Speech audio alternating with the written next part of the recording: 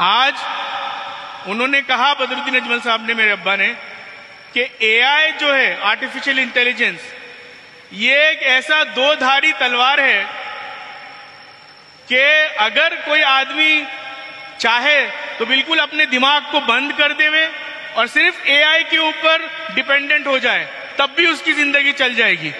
लेकिन क्या होगा, 1 साल 1.5 साल के अंदर उसका दिमाग बंद करना हो जाएगा, बेकार हो जाएगा। लेकिन इसी एआई को अगर आप अपने लिए इस्तेमाल करें, अपने प्रोजेक्ट्स के लिए इस्तेमाल करें, अपने कामों को मल्टीप्लाई करने के लिए इस्तेमाल करें, अपने बच्चों को बेहतर एग्जाम्पल्स देने के लिए इस्तेमाल करें, एक आदमी का काम 10 आदमी का काम अकेले एक आदमी कैसे कर सकता है, ये बनाने के लिए करें, मेडिकल एडवांसमेंट के अंदर करें, नॉलेज को किस तरीके से बेहतरीन तरीके से एक एक बच्चे के अंदर, चाहे वो बच्चा एकदम दिमाग से एकदम कमजोर हो, चाहे मीडियम हो, चाहे बड़ा हो, कैसा भी हो, लेकिन एआई उसको आइडेंटिफाई करके दे सकता है कि इस बच्चों को किस तरीके से पढ़ाना चाहिए, दूसरे कमजोर बच्चे को किस तरीके से पढ़ाना चाहिए, और सबसे जो ज़हीन बच्चा है उसको किस तरीके से और ज्यादा आगे। तो बात यह है कि एआई एक दो-धारी तलवार है। आप लोगों को उन्होंने हिदायत दी, आप लोगों के लिए इंस्ट्रक्शंस है कि एआई को आप लोग इस्तेमाल कीजिए बच्चों के फायदे के लिए, अपने फायदे के लिए। करेंगे कि नहीं भाई? इंशाल्लाह। उन्होंने कहा कि ये बताने के लिए आप लोगों के, हम लोगों का जो मिशन है वो सिर्फ और सिर्फ आसाम तक महदूद नहीं है, बल्कि ये सिर्फ पूरे हिंदुस्तान तक भी महदूद नहीं है, बल्कि पूरे दुनिया में हम लोगों को इस एजुकेशन के मिशन को, पढ़ने पढ़ाने के मिशन को लेके जाना है, और आप लोगों को, हम लोगों का हमेशा साथ देना है। आज हम लोगों के पास 4 हॉस्पिटल्स हैं, 5वां हॉस्पिटल हम लोग गुवाहाटी में भी प्लान कर रहे हैं, 6ठा हॉस्पिटल दुबड़ी में प्लान कर रहे हैं, और उसके अंदर एआई के सपोर्ट से रोबोटिक जो फैसिलिटीज होते हैं, यानी कि एक आदमी, एक डॉक्टर अमेरिका में बैठ के खुजाई के अंदर उस रोबोट के जरिए ऑपरेशंस कर सकते हैं, वो फैसिलिटी का अप्रूवल हो गया है। और डॉक्टर साहब कितने दिन में, साल भर के अंदर जो है वो फैसिलिटी भी हम लोग के हॉस्पिटल में आपको मिलेगी, जो शायद हिंदुस्तान में बहुत कम हॉस्पिटल्स के पास है।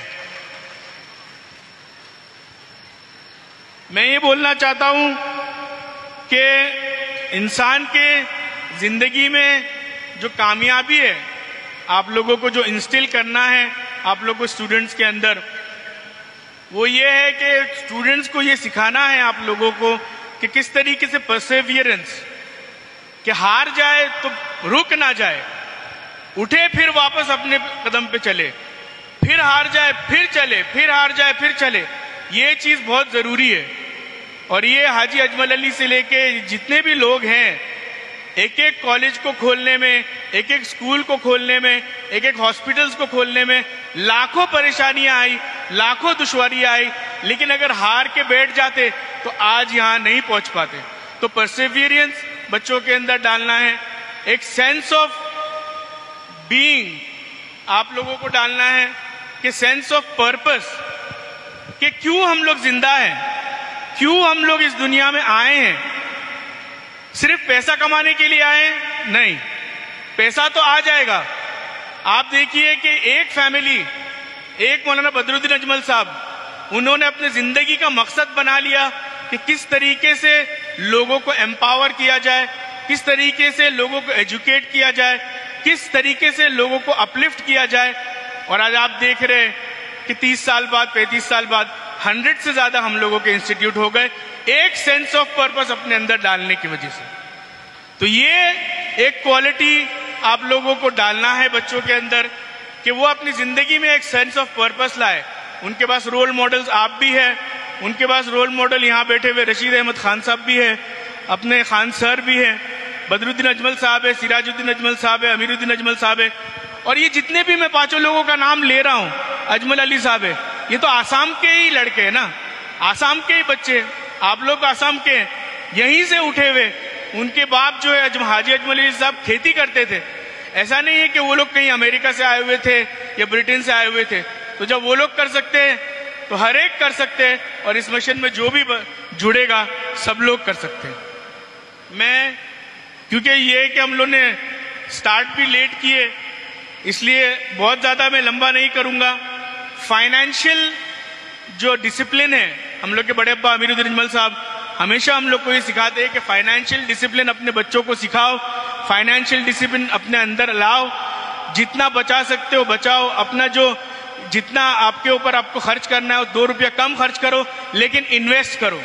आपके जो गोल्स है इन्वेस्ट करो, आपको घर चाहिए उसमें इन्वेस्ट करो, आपको जमीन चाहिए उसमें इन्वेस्ट करो, आपको एक कंपनी बनाना है उसमें इन्वेस्ट करो।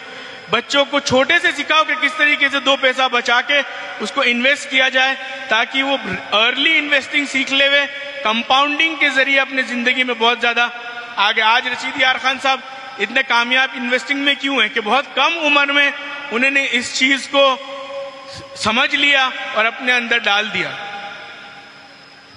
तीसरी चीज है कि आपको कनेक्शंस बनाने पड़ेंगे। फिरोज अब्दुल्ला साहब हम लोग के बैंगलोर के बहुत बड़े डोनर हैं, वो बोलते हैं कि my network is my net worth. आपका जो नेटवर्क है, आप कितनी भी मेहनत करें, मेहनत तो अल्लाह काम लाता ही है, आप कितनी भी पढ़ाई करें वो पढ़ाई तो काम में आएगी ही, लेकिन अगर आप मेहनत करके और पढ़ाई करके बैठे रहेंगे तो नहीं होगा। आप किसको मिलते हैं, किस चीज के लिए किसको मिलते हैं, किसको आप मिलकर किस तरीके से आप बोलते हैं, अपनी बातें बताते हैं कि मुझे यहां तक पहुंचना है, मुझे ये करना है, वो नेटवर्क जितना जितना आप बढ़ाते जाएंगे, नेटवर्किंग बहुत मजबूत चीज है। और मीनिंगफुल कनेक्शंस बनाना कि जिसके साथ आप एक बार जुड़ गए, जिंदगी भर के लिए आप जुड़ गए, ऐसे होना चाहिए कि वो आपका फैमिली बन गया। ये बहुत बड़ा एक एट्रीब्यूट है जो बच्चों को आपको सिखाना जरूरी है। एकदम बच्चे इंट्रोवर्ट अगर हो तो फिर बाद में कामयाबी के उस लेवल तक नहीं पहुंच पाते बच्चे। सबसे जरूरी चीज इन सब सारी चीजों को अचीव करने के लिए है हेल्थ।